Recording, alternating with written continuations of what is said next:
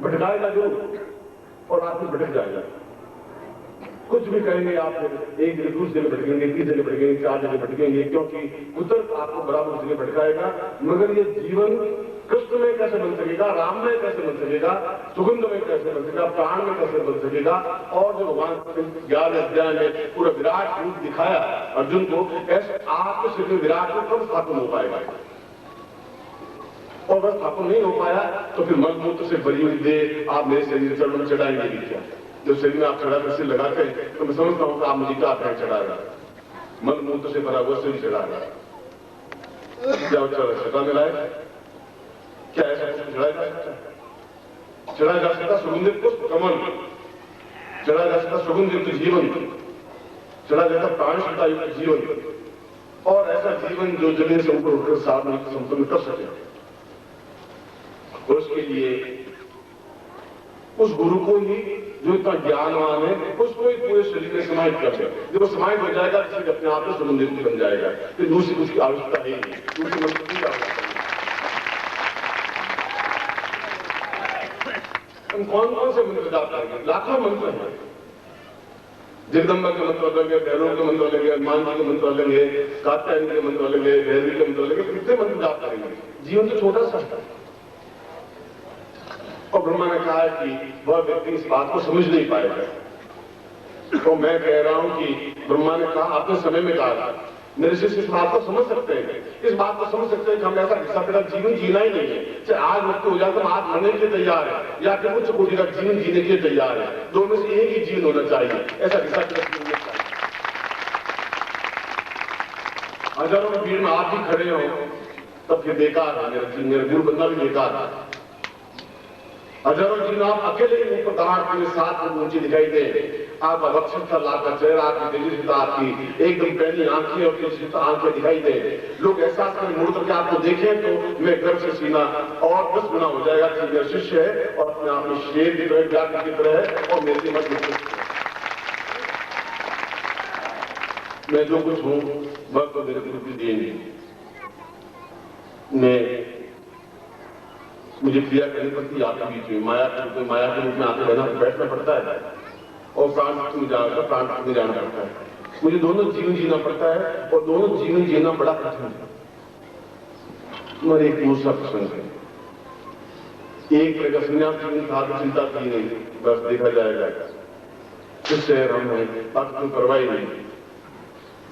अब गृहस्थ जीवन भी जीना है और सिद्धार्थ जीवन है।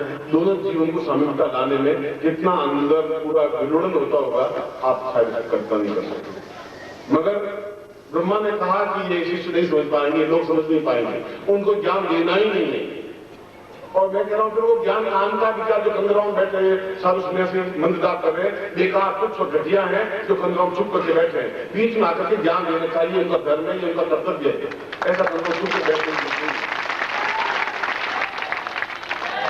वो नहीं समझ पाए वो उनका दुर्भाग्य है, वो समझ पाए ये उनका सौभाग्य है। इसीलिए ब्रह्मा ने कहा कि हम उन मंत्रों के माध्यम से, चेतना के माध्यम से अपने शरीर को अत्यंत सुगंध युक्त, तेजस्वीमान सूर्य के समान प्रखर तेजस्वी ज्वाला, हजारों सूर्य के समान तेजस्विता वाला, एक सूर्य नहीं हजारों सूर्य वाला, और सारे शरीर से सुगंध प्रवाहित हो, हम चले और एक मील दूर तक सुगंध प्रवाहित हो, एहसास हो सके परिवार को, समाज को, घर को और हम खुद को। वह क्रिया है अपने आप में, शरीर में पूर्णता के साथ में गुरु को स्थापन कर देना, उतार देना, जीवन भर उतार देना। और जीवन भर गुरु तभी उतर सकेगा जब अंदर मल मूत्र युक्त होगा ही नहीं, जीवन पूर्ण पवित्र करके ही उतर सकेगा, गंदगी में वो नहीं बैठ सकेगा। यह गुरु का कर्तव्य है, यह गुरु का धर्म है। ऐसा होने पर ही जीवन में सिद्धि और सफलता प्राप्त होती है। ऐसा होने पर ही उस भूमि से ऊपर उठकर साधना संपन्न होती है। ऐसा होने पर ही अपने आप में सौंदर्य निखरता है। ऐसा होने पर ही पौरुष निखरता है। ऐसा होने पर ही सारे देवी देवता हाथ जोड़ के सामने खड़े रहते हैं। अगर देवी देवता हाथ जोड़ के खड़े रहे कोई गलती नहीं है। हम भी स्वयं, हम ब्रह्मास्मि, मैं स्वयं ब्रह्म हूं, शंकराचार्य ने कहा है, ब्रह्मा ने कहा, मैं स्वयं देवता था, मैं देवताओं को प्रणाम करता हूं।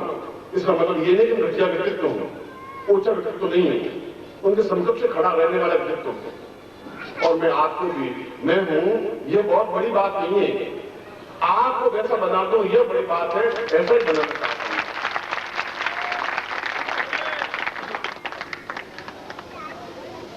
और यह गुरु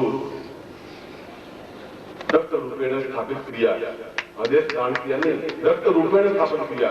शरीर का कोई भाग नहीं जहां रुधिर नहीं है।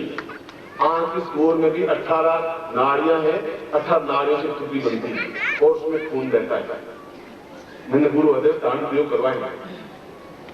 गुरु रुधिर स्थापना प्रयोग हो कि रक्त के एक कण में गुरु समाहित हो और सारा शरीर अपने आप में गुरुमय बन जाए, तेजस्वीवान बन जाए, तेजस्वी बन जाए, एक ही बार में एक व्यक्ति में सब कुछ प्राप्त हो जाए। यह जीवन की श्रेष्ठता है। ऐसा ही प्रयोग में आपको ठीक 2:30 बजे संपन्न करवाऊंगा। ऐसे आपको जैसे आशीर्वाद देता हूं। कल्याण गुरु रुधिर स्थापन प्रयोग किया।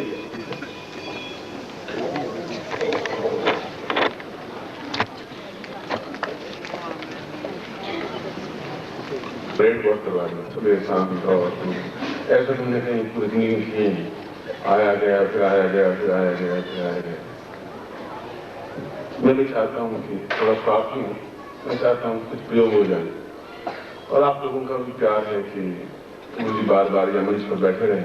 इसे अच्छा जाए सुबह आए यहाँ बैठ जाए, फिर रात को 12 बजे चले जाए, ज्यादा अच्छा रहेगा। कह गए लोग घेर लेते हैं, फिर यहाँ आ जाते हैं, ज्यादा अच्छा। दोपहर के प्रवचन में, प्रातःकालीन प्रवचन में मैंने एक बहुत महत्वपूर्ण बात कही थी और बुद्धिमान व्यक्ति, चतुर व्यक्ति, समझदार व्यक्ति बात के मर्म को और गंभीरता को समझते हैं।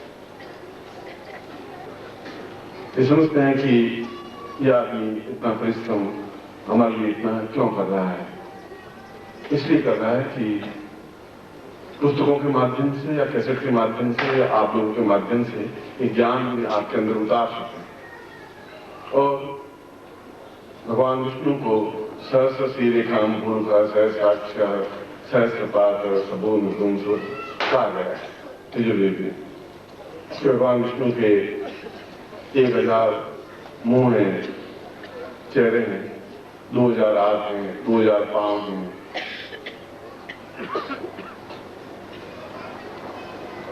मैं भी केवल 2 पांव वाला नहीं बन सकूं, 2000 पांव वाला बन सकूं, 2000 हाथ वाला बन सकूं और ये 2 आप जितने हाथ हैं वो सब मेरे हाथ बन सकें, आप जितने पांव हो सब मेरे पांव बन सकें। ऐसा नहीं चाहता। अगर एक पुरुष की कल्पना की गई है तो उसके हजारों हाथ हों, हजारों पांव हों और हजारों हृदय हों, सब मिलकर के एक साथ धड़क सके, एक साथ चेतनायुक्त हो सके। मैं देखता हूं कई बार और पिछले 30-40 वर्षों में देखा है कि शिष्यों का प्यार अनमोल मिला है, अद्वितीय मिला है। उसकी कोई तुलना मेरे जीवन में है ही नहीं। और ऐसा मेरी जिंदगी में अनुभव नहीं आया एक भी कि मैंने किसी शिष्य को काम सौंपा हो, कोई कहा हो और उन्होंने मना कर दिया हो। ऐसा जिंदगी में कभी आया ही नहीं। एक तो व्यक्ति तो होते ही, घर में अच्छे कमरे होते हैं तो बाथरूम होता ही है, इसमें कोई चिंता की बात नहीं। कुछ लोग आलोचना करते हैं, कुछ लोग प्रशंसा करते हैं, इस बात में आलोचना प्रशंसा से तो परे। मैंने बात कही थी कि आपका ये शरीर, आप इस जीवन में जो भी क्षण मेरे पास हैं, प्रभु ने दिए हैं, गुरुदेव ने दिए हैं, उन क्षणों का यदि आप सही शिष्य, प्रत्येक तो उन साधनों को एकदम से सीख नहीं सकता, मैं तो प्रयोग करवा रहा हूं, मगर आप फिर एक गुरु रूप में बने भी और बन के आने वाले समय को फिर आप एक जवाब दे सके, उत्तर दे सकें। आने वाले समय में आप यज्ञ पुरुष बन सकें, सलाहकार पुरुष बन सकें, एक महापुरुष बन सकें। तो उन साधनों में सिद्धि सफलता भी एक आवश्यक तत्व होता है। पहले मैं एक योग संपन्न करवाता हूं, उसके बाद में मैं अपना प्रवचन प्रारंभ करता हूं। ये प्रयोग अपने आप में महत्वपूर्ण प्रयोग है और आप सभी शिष्यों के हृदय में और रुधिर में, रुधिर के कण कण में, आप शरीर के किसी भी भाग में छोटा सा चिंच होएंगे।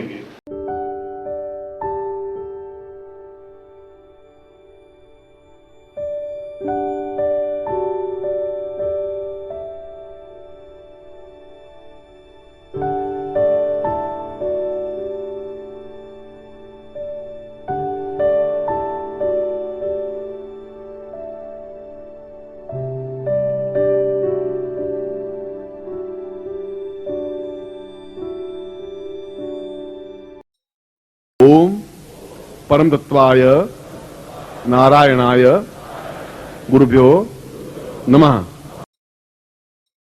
ओम ह्रीं मम प्राण देह रोम प्रतिरोम चैतन्य जाग्रय ह्रीं ओम नमः। ओम भूर्भुवः स्वः तत्सवितुर्वरेण्यं भर्गो देवस्य धीमहि धियो यो नः प्रचोदयात्।